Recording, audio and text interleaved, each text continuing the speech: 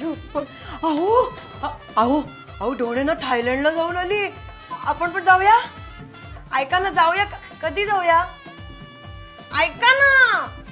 शुक शुक शोच देत नाही कोणी माझ्याकडे. अगं तो तुमचा लेख पण तसाच तर त्या लॅपटॉप मध्ये डुंबलेला असतो. एकटीच बोलत असते भिंतींची घरामध्ये. इलेक्ट्रिशियनला बोलवा ना. किती दिवस सांगतेय. तो कोपऱ्यातला बल्ब हॉल मधला डोळा मारतो सारखा माझ्याकडे बघून. जोक वर तरी हसा ना हो. असं बघतात माझ्याकडे. भूत आहे का मी? असं करते का मी घरात? नाही जाते. काय बोलत होती?